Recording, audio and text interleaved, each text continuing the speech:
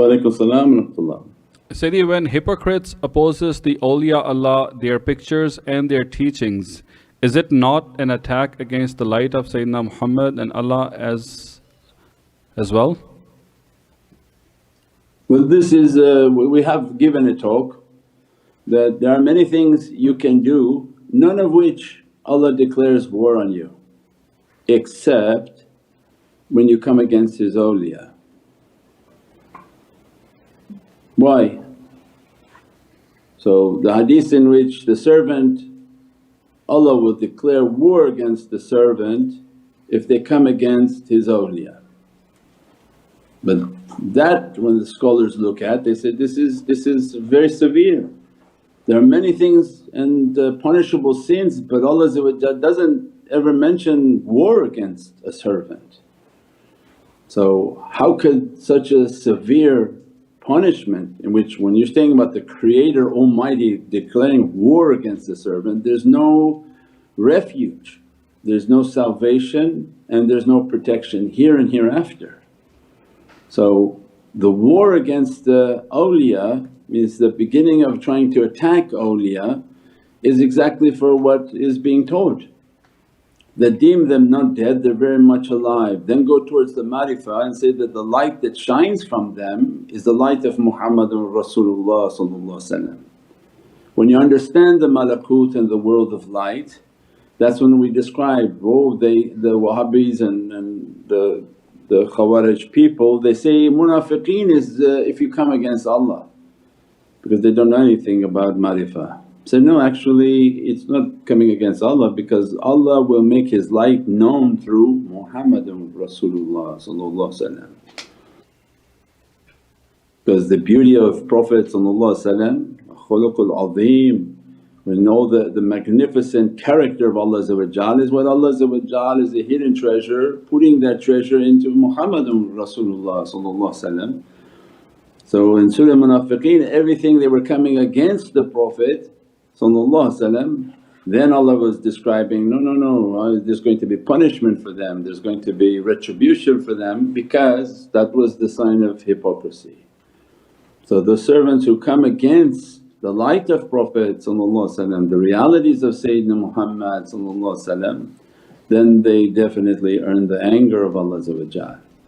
So when you come against them, it's as if you're coming against Prophet and you're coming against the ni'mat and the gifts of Allah, and this becomes the danger. Because they see with the light of Allah, they hear with the lights, again from Hadith al-Qudsi, that I'll be the hearing in which you hear, I'll be the seeing in which you see, I'll be the speech in which you speak. Those are all from the lights of the Divinely Presence, dressed through the realities of Sayyidina Muhammad out to creation. So that's it's a big difficulty upon people. So yes, there's a reality of those lights and a reality of why the tariqah is based on manners. Because when we approach them and we listen to them and all of these realities, that's why they teach it. Why do you put the face of the shaykh somewhere? Is because the energy that comes through that. And anytime you want to post the shaykh's face, you have to post his shaykh's face.